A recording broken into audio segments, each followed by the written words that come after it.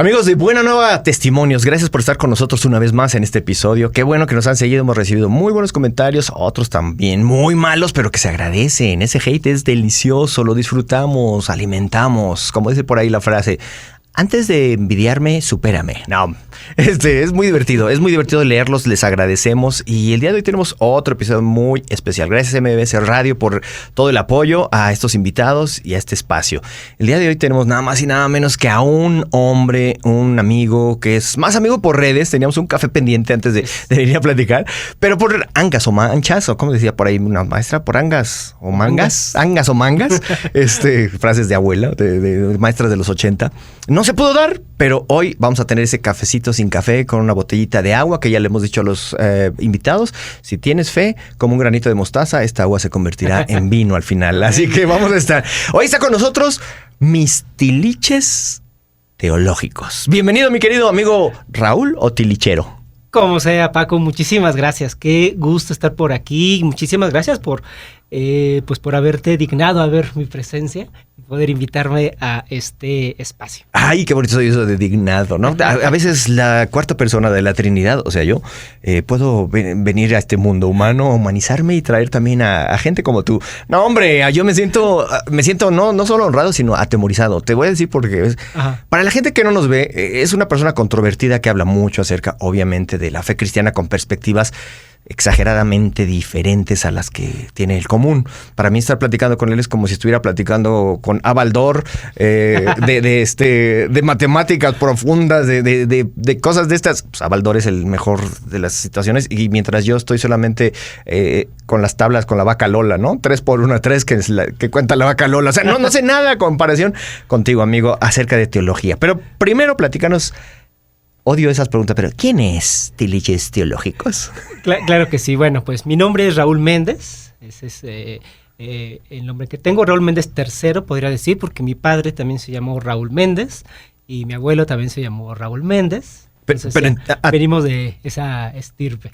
Pero no en tu acta de nacimiento dice tercero. No, okay. Pues, no tengo título nobiliario, estamos en México, es un país laico y lo respetamos.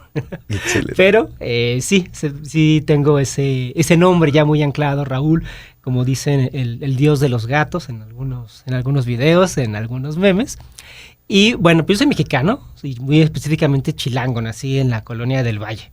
Ahí nací, en el corazón de la capital, y pues desde que yo tendría 4 años, recuerdo que mi mamá ya me llevaba a iglesias evangélicas, específicamente pentecostales. Yo recuerdo los primeros años de mi vida, los primeros recuerdos de mi infancia, pues soy yo en un culto, agarrándole la mano a tu hermano, haciendo las coleteadas, mientras el grupo de alabanza cantaba echó a la mar los carros de Faraón. Me recuerdo dibujando borreguitos en la escuela dominical. Yo no hacía una distinción entre lo que era el kinder y lo que era la escuela dominical, como que en mi mente era un poquito como de lo mismo y disfrutaba ambas cosas. Y desde ahí como que vinculé una cosa con la otra, la escuela con la iglesia, y después ya con el paso del tiempo, eso pues me dio, por decirlo así, pues una vocación, que fue ya la de estudiar teología, y posteriormente ya hablaré un poquito más al respecto, el ministerio pastoral como tal. Es que exactamente, tú mencionas en una iglesia pentecostal, cantabas y a su esposa se le ha concedido, todo ese. Yo también tuve, hay algunas similitudes. Conocí un poquito de la fe en una iglesia pentecostal, después nos cambiamos a una carismática también y otra situación, pero es interesante porque efectivamente también son muy rudos en cuanto a la enseñanza, o sea, con niños, hablando con niños. Sí. Y hay también unas ideas que de pronto cuando eres niño no entiendes y cuando estás comenzando en la fe, no, yo te cuento algo que ahorita recuerdo, no tiene nada que ver, pero probablemente después me expliques. Siento que estoy en terapia teológica interna. La pastora, cuando estábamos pequeños, estábamos comenzando y había un chiquito como de 3 años, una nena, y lloraba porque nunca había tenido acercamiento, como dices, al kinder, a la escuela. No se había separado de la mamá, estaba pequeña y la llevan al lugar de la iglesia, a la escuelita dominical en ese entonces, que ahora todo es kids y club. Y la llevaron y la niña lloraba. Entonces la pastora inmediatamente dice, esa niña tiene demonios. Hay que orar por liberación. Y pobrecita niña orando y sacándola cuando, pues, no estoy criticando, pero son aspectos socioculturales Claro. y perspectivas de una fe que a lo mejor no entendían, que simplemente la niña no estaba acostumbrada a estar desapagada de los papás, pero eso me marcó y fue un poquito en cuanto a que comienzas así. Entonces, desde pequeño, tú fuiste ávido por la lectura, por el estudiar, por aprender. Eso sí, pues desde pequeño a mí me gustaba mucho la lectura. Mi papá se dio cuenta de eso, de que yo ya había aprendido a leer a corta edad. No aprendí a leer a los 4 meses como Marta y Gareda, no soy tan talentoso, pero pues ya a los 4 años ya le sabía a la lectura, y digamos que me brinqué el kinder, además de que era muy enfermizo porque tenía problemas en las anginas en esa edad. Entonces mi papá se las ingenió para sacar, digamos, un salvoconducto, un acta de nacimiento donde tuviera un poquito de mayor edad. Yo no podía ser político porque inmediatamente algo así saldría en mis expedientes. Pero bueno, fue un recurso que hizo ahí mi papá, pues una persona de clase media baja, para tratar de buscar la prosperidad en su hijo. Y entonces me brinqué el kinder. Me brincó el kinder, lo cual después lamenté muchísimo porque hasta la fecha yo no cursé palitos 3 ni tijeritas 2, entonces no sé recortar, no sé pintar, soy un desastre manualmente, digo, a diferencia tuya que tienes más talento sobre lápiz. En mi caso no, soy un desastre para recortar, para dibujar, además de que soy zurdo, entonces para empezar las tijeras me quedan al revés. ¿Eres zurdo hablando políticamente o...?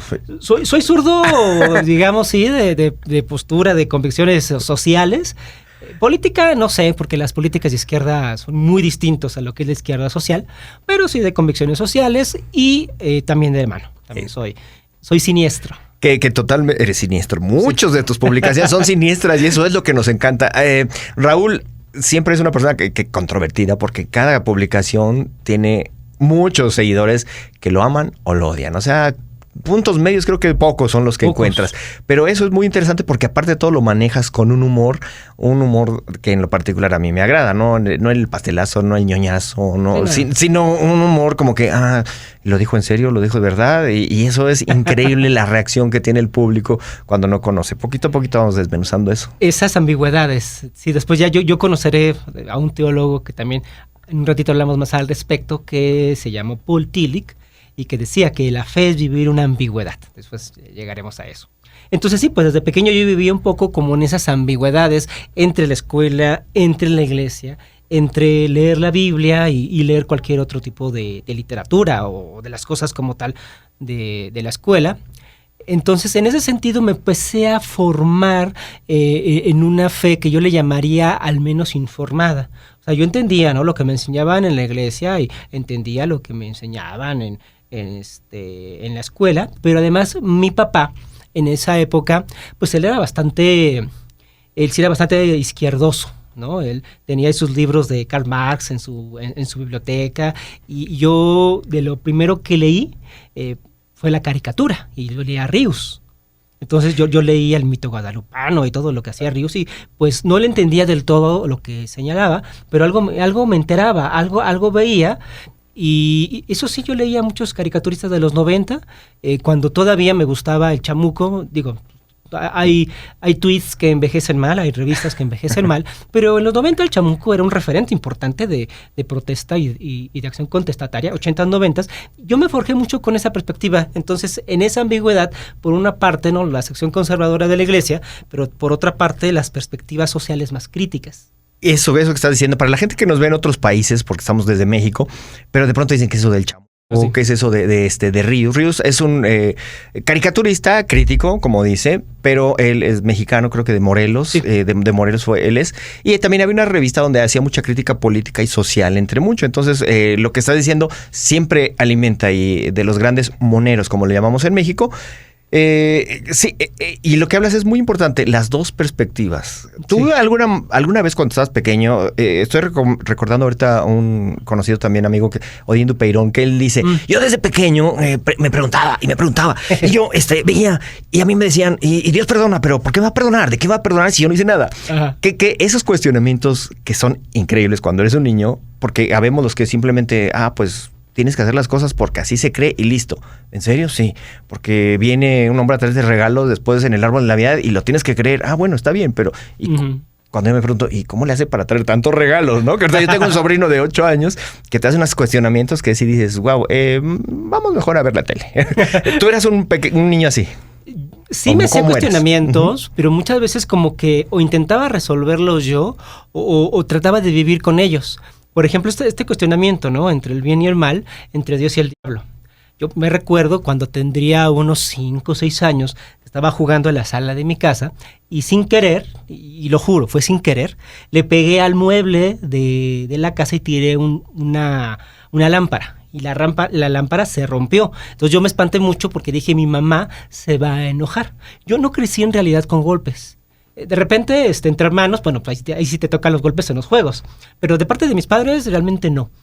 Pero pues los regaños, uno como niño siempre los resiente. Entonces yo estaba muy temeroso del regaño, en particular de mi mamá, porque era una lámpara que le gustaba mucho. Y recuerdo que corrí y me encerré en el cuarto y empecé a orar a Dios. Y dije, ay Dios, ayúdame. Pero como a la mitad de la oración me cayó el 20. Y dije, no, a ver, es que lo que hice estuvo mal. Y le estoy diciendo a Dios que es bueno que me ayude a ocultar algo malo. Entonces dije, no, como que estoy mal. Entonces, así de empezar a orar a Dios hacia arriba, literalmente agarré mis manos y las puse hacia abajo y me puse a orarle al diablo. Y le dije, bueno, pues tú estás de mi lado en estos momentos, que mi mamá no me atrape con lo que acabo de hacer. Realmente no recuerdo que me hayan castigado por eso, de decir lo que me parece que cumplió.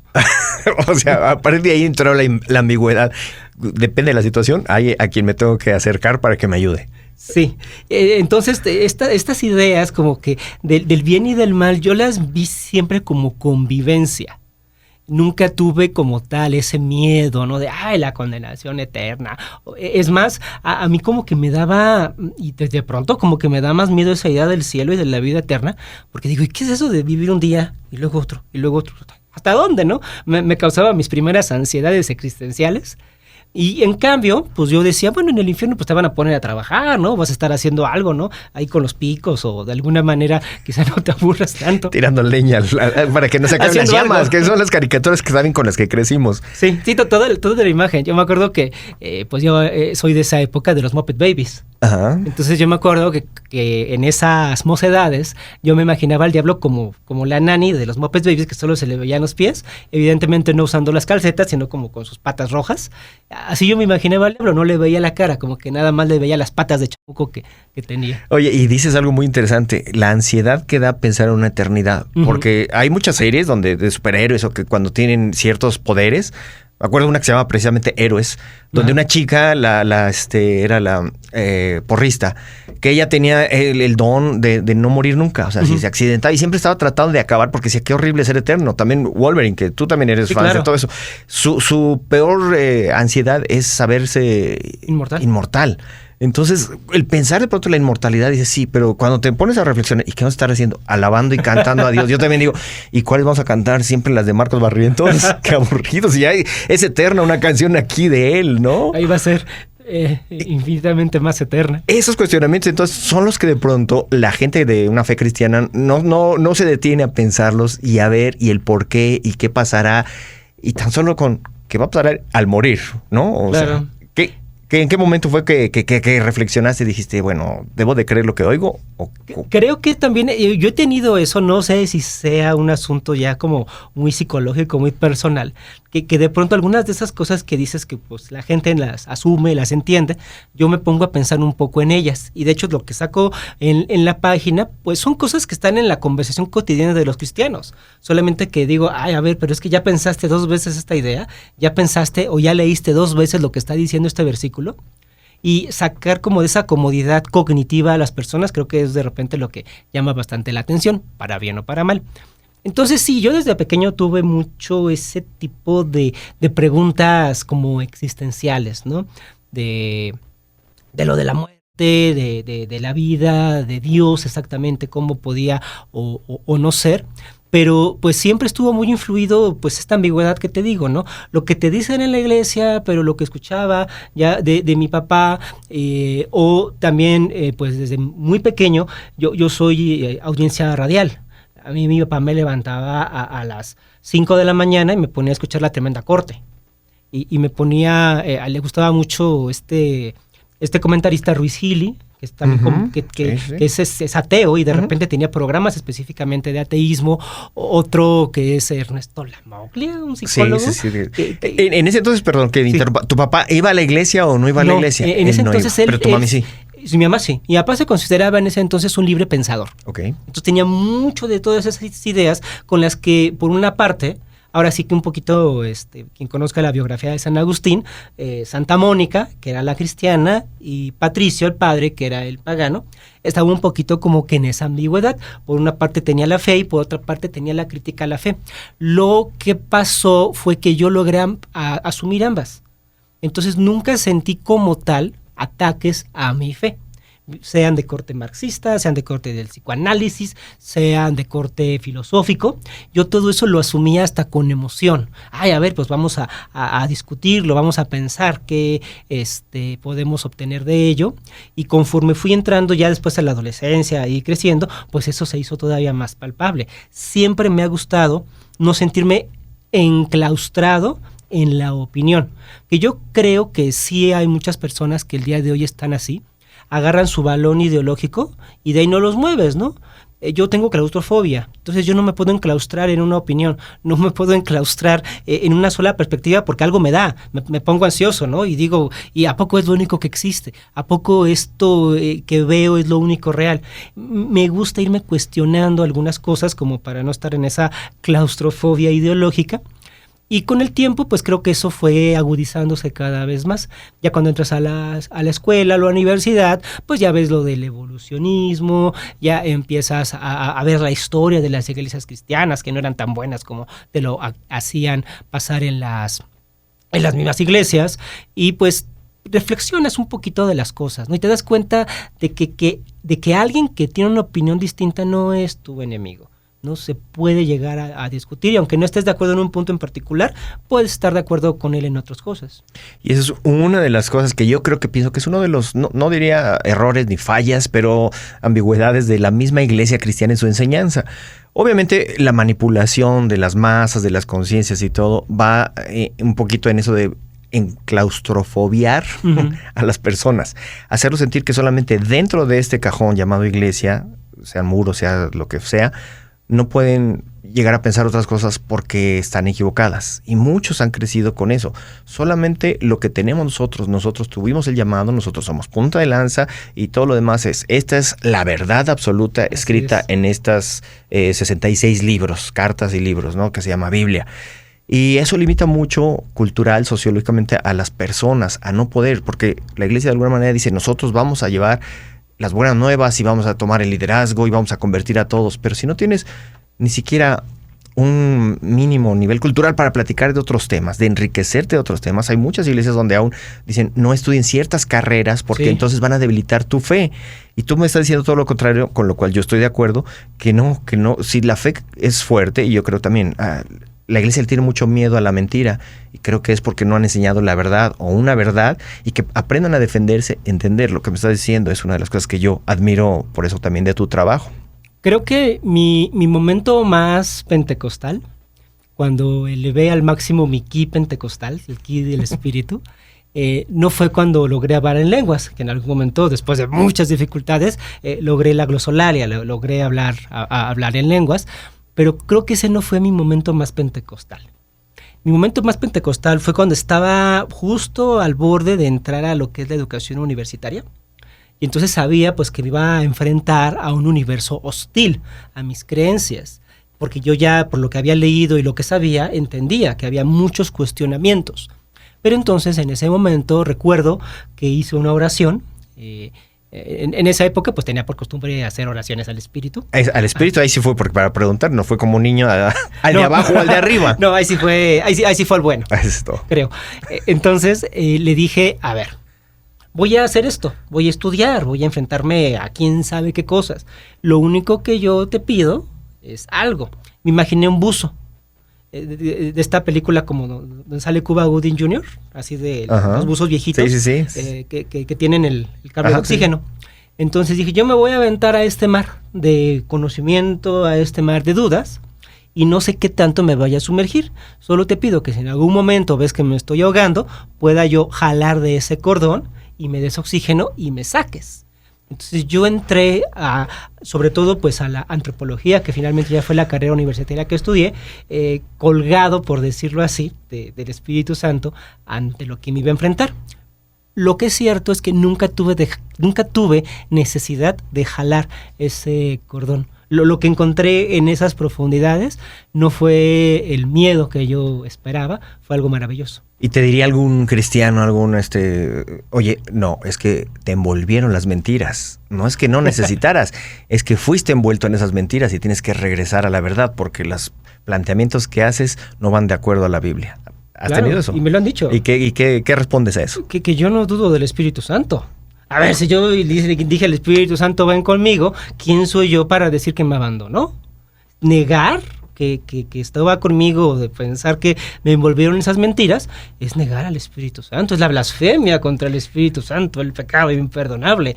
Y al menos en este caso, pues no. Cuando se dice eso, yo siento que Dios es tan débil y tan de cristal, es que se va a sentir Dios si aprendes más. Dios se va a ofender si tú le dices algo. Yo digo, un Dios tan débil, o sea, perdón, pero entonces yo no me voy a acercar a un Dios tan débil como me estás diciendo que es, ¿no? O sea, Dios no se va a ofender porque lo cuestiones, porque le reclames, ¿no? Te va a hacer entender de diferentes formas. Claro, es que si tenemos ese Dios que es hipertóxico, ¿no? Total. O sea, ese Dios que si le hablaste feo, me hablaste feo, ¿qué te pasa? Ya no te quiero. Y tienes escrito sobre el Dios tóxico también, ¿no? Sí. O sea, que tú te lo imaginas y totalmente es un Dios que te está viendo. ¿Con quién vas? ¿A dónde vas? ¿Qué estás viendo? Te estoy observando en todo momento. O sea, perdón, Big Brother es fastidioso, ¿no? George Orwell se quedó corto con esas descripciones de que en todo el mundo te está viendo. Hoy vivimos también esa tensión, cámaras por todos lados, no tenemos la privacidad. Y que Dios esté ahí desde todo, viendo solamente o esperando el momento para juzgarte, es algo que terrible, que por eso mucha gente dice, no, gracias, yo no quiero nada de eso. ¿Qué dirías o qué responderías a esta idea de ese Dios tóxico? No, a mí me parece que es más un asunto de inseguridades personales que uno puede tener. Como decía Lutero, ¿no? Eso de que imagines a Dios con un martillo detrás de ti para que al menor error te zorraje ese martillo en la cabeza, no es una correcta manera de vivir.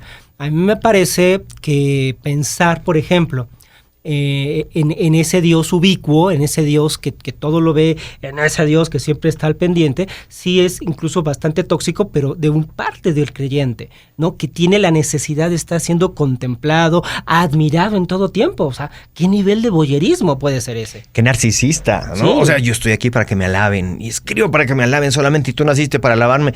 Oye, no, perdón, y solo para hacer mi voluntad. Entonces, somos peor que títeres desde esa perspectiva. Y viceversa. O sea, ese Dios narcisista que no quiere que le digas nada feo y tú que sientes que el creador del universo está todo el tiempo mirando hasta cuánto respiras. O sea, ni mis papás me seguían tanto y yo pensando, ¿no? Que el mero, el dueño del universo, está ahí al pendiente de cada cosita que yo hago. Eso también es un narcisismo bastante preocupante. Claro, porque dentro de la fe cristiana dice, no, soy humilde, yo soy una rata redimida, no sirvo para nada y todo, pero en el momento que yo le pido a Dios algo, Él lo cumple. Sí. Ah, caray. Pues entonces no eres tan humilde porque le puedes ordenar casi a Dios y hay quien le ordena y que le decreta y lo que quieras, ¿no? Entonces, sí son ambigüedades de la fe que tienes, o sea, que nos explotan y que podríamos pasar horas, años y vidas dilucidando acerca de esas cosas. Estoy tratando de decir palabras domingueras porque tú dilucidando, porque tú eres una persona instruida, ¿no? Yo sé que te estás bajando al nivel pueblo como yo para poder entender las cosas sencillas. Pero, ¿en qué momento entonces empiezas con la teología, antropología? Que la antropología también es algo súper pesado. Yo escuché uno de tus recientemente, en octubre, acerca del Halloween, que hablaba acerca de dónde viene toda esa idea. Que muchos cristianos crecimos solamente con una hojita en copias a fines de los 80, que decía, Halloween, ¿qué quiere decir?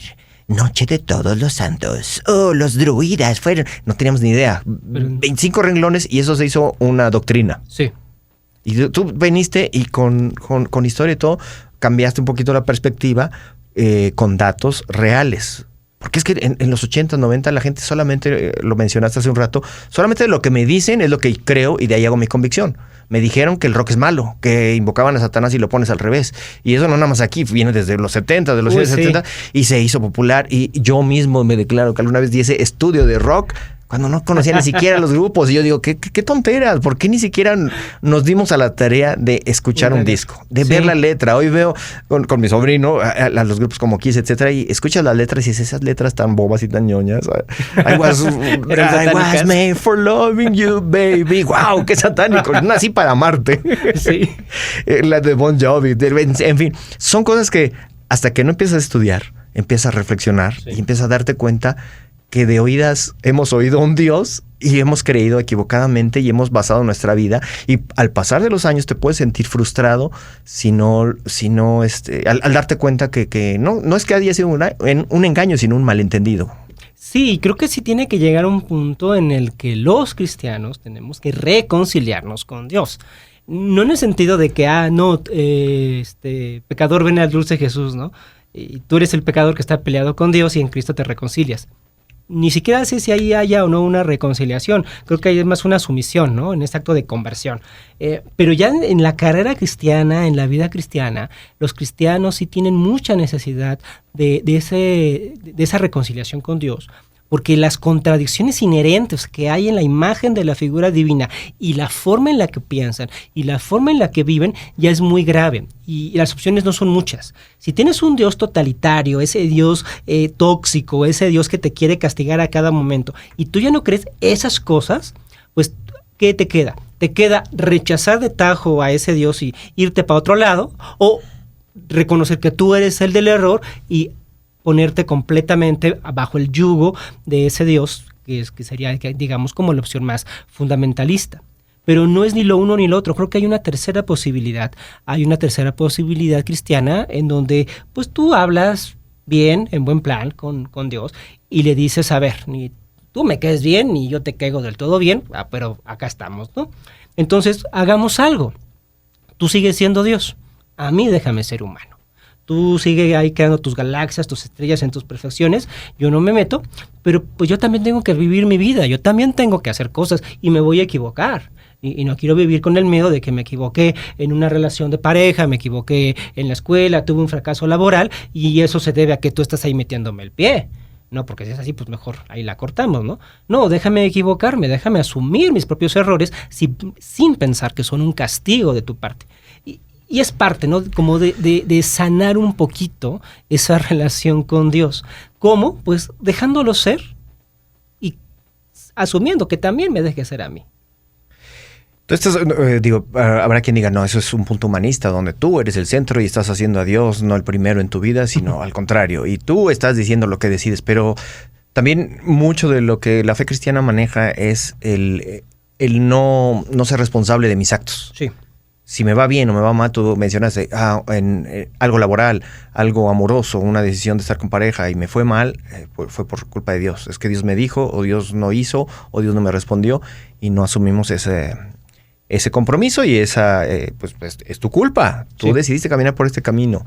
¿De qué manera, en lo personal, en lo particular, Dios habla a Raúl, a ti? ¿En qué manera dices, Dios se me reveló y entonces sé que esto que estoy tomando una decisión va de la mano de Dios? Bueno, la manera en la cual Dios me habla actualmente es ya no hablándome. ¿A qué me refiero con esto? Cuando hay una reunión familiar, abrazas a los que están y qué gusto te da ver al tío, a la tía, a la abuela, ¿no? Pero además ahora en COVID lo vivimos muchísimo, ¿no? ¿Cuántas personas tuvieron que irse? ¿Cuántas personas dejaron de ocupar su lugar en el asiento? Ese asiento vacío en una cena familiar es el que duele más. Ese asiento vacío termina siendo el más importante. Claro, agradece a uno las presencias, pero las ausencias siempre son más notables. Las ausencias gritan más duro. En mi caso, yo vivo a Dios con esa ausencia.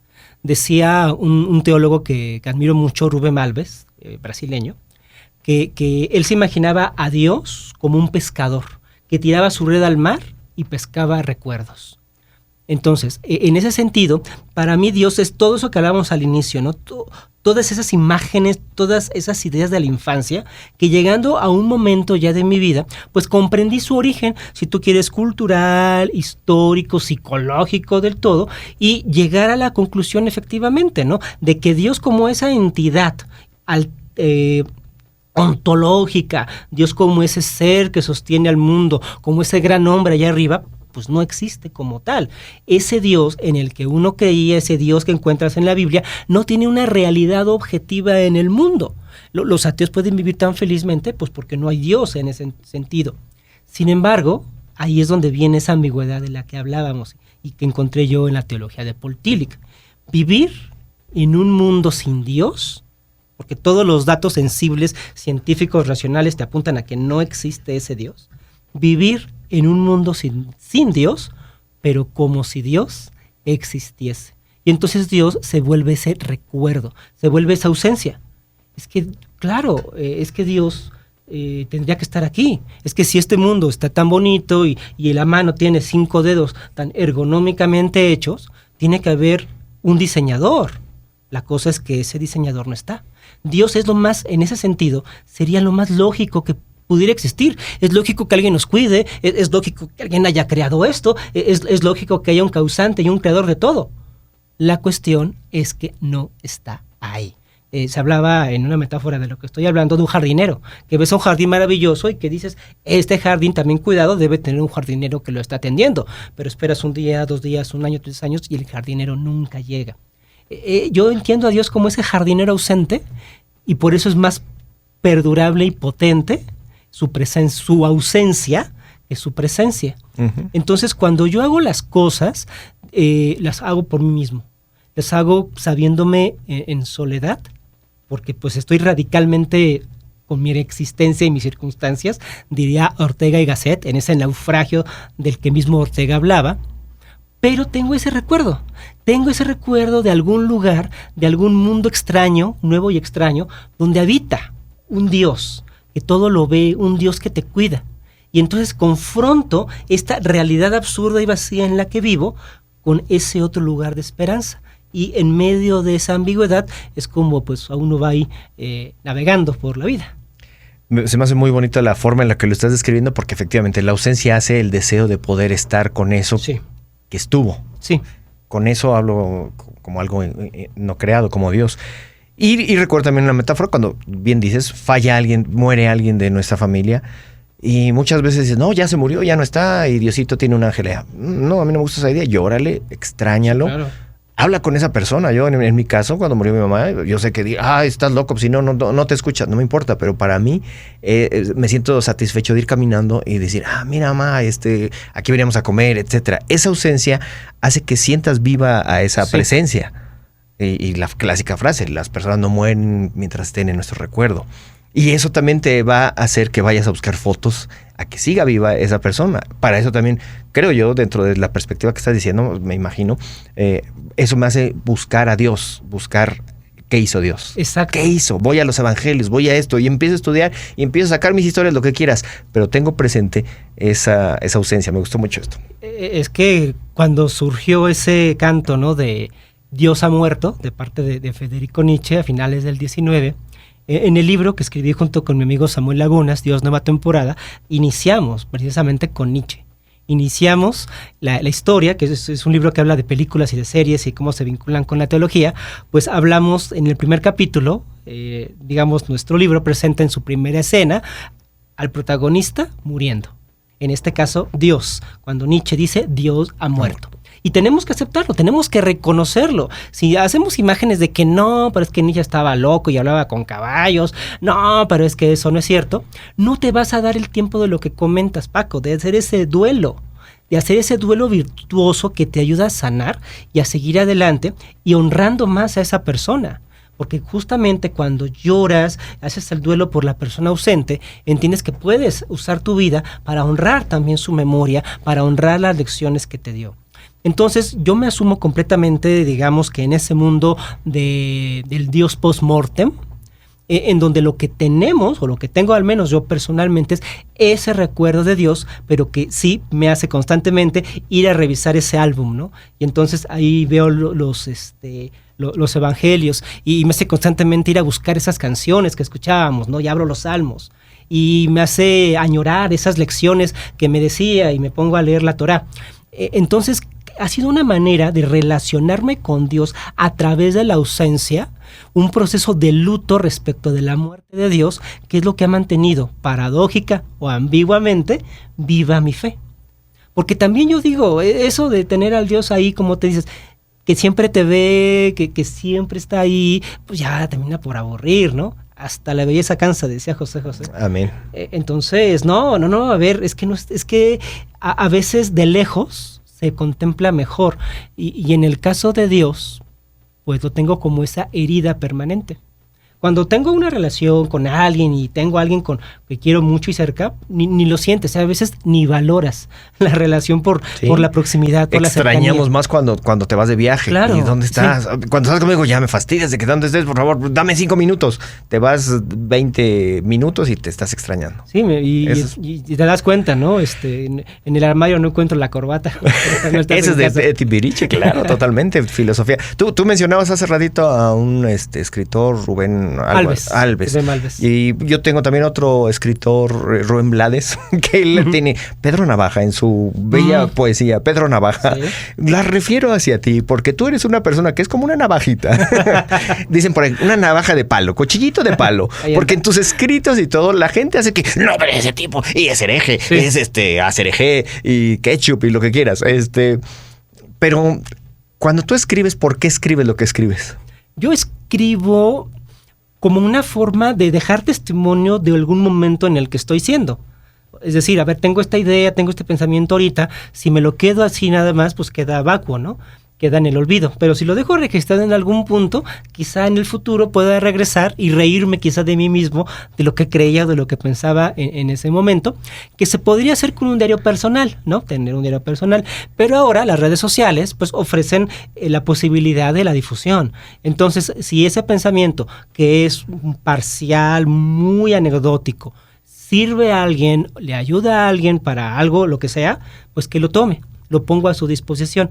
Por eso mi página se llama Mis Tiliches Teológicos. No son mis tesis, no son mis libros, no son mis ensayos, ni mis doctrinas teológicas. Son tiliches. Porque son cosas que se me ocurren y que plasmo. Y quizá esté equivocado, quizá no lo sé. Quizá yo mismo después veo lo que escribí y dije, ay, qué tonto estaba en ese momento. Pero en ese momento es algo que yo estaba haciendo. Y además me he dado cuenta que eso le ayuda a las personas. Se ven reflejados o tienen pensamientos semejantes, entonces digo, pues quién soy yo también para quedarme todo esto, ¿no? Si le puede servir a alguien, pues que lo use. Totalmente, y los invito a toda la gente que nos escriban qué opinan, si ya lo conocen, si les cae mal, si les cae bien, si lo siguen, si no lo siguen, y conózcanlo un poquito más, porque aparte también de toda esta página de escritos que te rompen la cabeza porque no entiendes nada, con palabras domingueras, con palabras estudiadas y con un lenguaje muy sencillo porque tiene de todo. Sí. Un tilichero precisamente es eso. Claro. En México la palabra, ¿cómo describirías el tilichero? Que en Sudamérica de pronto dicen, ¿a qué se refiere? Sí, el tiliche es una cosa, es un objeto, ¿no? Es una chunche. Y el tilichero de alguna manera era el que venía también, se compran, el que va pasando con cosas viejas que tienes. Basura. Y las tienes, basuras. Que por ahí dicen, lo que para alguien es basura, para otros es un tesoro. Exactamente. Y así es. Entonces, el tilichero es esto. Tiene una mezcla y también tiene una sección genial de memes. Sí. Entonces, si a mí me dicen, yo tengo un memesterio, según que no soy muy fresa, ñoño y lo que quieras, pero cuando yo veo tus memes, o sea, algunos ahí me dan ganas de piratearlos, de ponerlos y te he puesto un par de cosas ahí siempre dando crédito. Sí, pero son geniales porque tienen mucha teología. Ya casi vamos hacia el final. Sí. Yo dije, vamos a poder aquí platicar horas y horas. Ojalá no sea solamente esta ocasión que estemos juntos, porque también la gente escribía, ay, estaría bien que platiques con él, ¿no? Así como dicen, mucha gente nos llegó correos electrónicos y mensajes, pero pues es muy agradable. Mucho. El que puedas tú escribir el humor, manejar el humor, pero la teología. ¿Cómo describirías de una manera bien sencilla para toda la gente que de pronto dice, ¿qué es teología? Yo he oído teología, escatología, etcétera, pero la teología, ¿qué es? ¿La estudiaste y cómo la aplico a mi vida? Sí, la teología pues es el estudio de Dios, digamos, de forma etimológica. Pero ya en la actualidad ya no se reduce solamente al estudio de esa entidad abstracta que es Dios. Nuevamente, hoy creo que nos han parado bastante el espíritu de Paul Tillich. Paul Tillich decía que la religión es algo que él denominaba preocupación última. Ultimate concern en inglés. Es decir, aquello que para ti es lo más profundo, lo que hace que te levantes cada mañana, eso que le da un sentido vivo a tu existencia. Eso es, digamos, esa preocupación última. Si quieres, podemos ponerle el nombre de sagrado. La teología se aboca a eso. La teología estudia esas preocupaciones últimas. La teología estudia esas cosas que son sagradas para las personas y que les ayudan a tener un sentido en su vida. Puede ser Dios, el Dios abrámico, el Dios tradicional, pero puede que no tenga necesariamente esa figura, pero siempre hay algo valioso que a uno le motiva a despertarse todos los días o que le puede quitar el sueño. Entonces yo describo la teología así, como ese estudio de las cosas más valiosas de la existencia. Muchas de las personas que de pronto escuchan o ven o dicen, yo no me quiero ni acercar ni estudiar la Biblia porque hay tantas cosas, y creo que hay dos. Una dicen es la interpretación y la otra es la aplicación. Podría nada más así igual tantito decir, porque exacto, yo veo una historia de la Biblia, ¿no? Uh-huh. Jesús perdonó a la mujer que iban a apedrear. Y a partir de ahí puedes darle 1000 interpretaciones o 1000 aplicaciones. Sí. Y llegar a una sola, única, creo que es muy difícil. No sé, pero ¿cómo me podría decir eso de la interpretación y la aplicación? En realidad terminan siendo la misma cosa. Tan solo pensemos en la palabra interpretación. Interpretación. ¿Qué pasa ahorita, como dices, Rubén Blades? Alguien toque una canción de Rubén Blades, es un intérprete de Rubén Blades, pero no porque esté llevándolo o porque digan, escuchen a Rubén Blades, que está allá. No, yo me traje a Rubén Blades y estoy tocando el piano, la partitura o su canción que él hizo. La estoy interpretando y la estoy aplicando para ustedes. La interpretación es un performance, la interpretación no es algo abstracto, es una acción. No puede haber interpretación sin una acción o sin una aplicación. Así como entre paréntesis, esto es lo que han plasmado los nuevos hermeneutas en el siglo XX, sobre todo Gadamer y Paul Ricoeur, ¿no? Nada más como nota al pie de página. Pero la aplicación y la interpretación están implicadas porque no puede existir una interpretación de un pasaje bíblico si no le das una contextura, pues en tu propio contexto, en tu propia realidad, como este pasaje, ¿no? La mujer que perdonó Jesús, a quien le dice, peca y no peques más. Si únicamente te quedas con la gramática... No peques más. ¿Así? Así le dice. Muy bueno. Pero... ¿cómo se puede interpretar eso, no? ¿Qué significa? Vete y no peques más. ¿Qué significa? Puede ser, por una parte, yo no tengo por qué estar aquí juzgándote. Vete porque para mí no hay ningún delito que perseguir. No soy yo la persona adecuada, como es lo que les dijo a Jesús. Y esta parte de no peques más, yo estoy seguro que lo hizo con un guiño en el ojo. Vete y no peques más. O sea, Qué gran importancia quieren darle aquí a una cosa tan superficial a veces, ¿no? Cuando Jesús venía no a lo físico, no a lo que hacemos y todo. Y lo mismo, de ahí pueden salir miles de prédicas, unas sí, que estén en contra de la otra. Que eso es lo interesante, ¿no? Cuando la gente dice, yo tenía por ahí un meme de la Cenicienta, la caricatura de la Cenicienta, o cuando están las hermanastras mediéndose las zapatillas y un pie fuerza grandote de la fuerza, y es así como cuando dicen, lees un versículo y este versículo me lo dio Dios para mí. No, Dios no lo escribió, no lo inspiró en ese momento pensando en ti, sino somos tan especiales. Es lo que te digo, es el narcisismo tan grande. Exacto, pero yo digo, pues gracias, esto lo tomo así como si yo leo en una papelería el clásico texto, si amas algo, déjalo ir, si fue tuyo, regresará, y si no, ni modo. Ay, qué bonito está eso. Ese alguien lo escribió y le queda millones, como cada canción que escuchamos de amor o desamor. Claro. Y así lo tomamos. No lo profundicemos tanto, pero ya depende también de nosotros profundizarlo, pero sí, bueno, es muy amplio todo este tema. Sí, claro, pero es darle a la lectura de la Biblia con un contorno, no en abstracto. La Biblia no se puede interpretar en abstracto, ni puede interpretarse solamente con ideas. Sí requieres muchas cosas. Si lo quieres hacer de forma profesional, pues hay que meterse la gramática, la filología, el contexto histórico, lo que tú quieras. No. Pero la verdad, la mayoría de las personas no tienen ni el tiempo, ni el dinero, ni el interés de ponerse a esas exquisiteces. ¿Qué vamos a decirle? No, muéstrame tu doctorado en filología oriental o no puedes leer la Biblia. me parece que es absurdo. Es precisamente lo que hizo la Reforma. La Reforma le devolvió la Biblia al pueblo cuando la Iglesia Católica le decía, no la leas porque eres tonto, no la leas porque no le vas a entender. Eso mismo están diciendo hoy pastores, predicadores, académicos. No leas la Biblia porque no sabes griego, no leas la Biblia porque no sabes exégesis. ¡Caray! Entonces, ¿a quién le pertenece la Biblia? La Biblia uno puede leerla como tú dices, como un letrero de papelería, como un aviso de ocasión. Te puede servir, te puede no servir, pero es que ahí estás tú en juego. Entonces, donde tú tienes que hacerte responsable. Ay, es que yo hice esto porque la Biblia me dijo. Eso es lavarse las manos. No. Yo leí algo de la Biblia y reflexioné, consideré, pensé, pero la decisión que yo la tomé fue mía. Nada, ¿qué es que Dios me dijo? ¿Qué? Exactamente. Y creo que también últimamente vemos en muchas de las iglesias cristianas o eventos de fe muy laxas las pláticas. O sea, sí, ya ni son sermones. Sí, exacto, no son un sermón, porque tú sabes cómo se estructura un sermón. Sí. El estudiar, cómo se haga un sermón realmente. Hoy no son ni pláticas motivacionales o son extractos de libros motivacionales que compré en alguna librería y le pongo 2, 3 versículos que parezcan y eso ya se volvió una predicación y la gente desmenuza eso y se va llena del Espíritu Santo. Entonces también vendríamos aquí a otros temas, pero creo que bueno, es muy importante el poder estar siempre aprendiendo, leyendo. Por eso yo los invito a que vayan, a sus redes, que lo conozcan, que lo lean antes de juzgar. Antes de juzgar, supérenlo. Antes de juzgar, que empiecen a aprender más, a tener perspectivas diferentes de fe, que de eso se trata esto de Buena Nueva Testimonios. Porque tú también estás ahorita pastoreando una iglesia. Fuiste ordenado pastor de jóvenes hace unos meses, si no me equivoco. Fui instalado como pastor juvenil en una iglesia al norte de la Ciudad de México, pero mi ordenación como tal al ministerio es de 2014.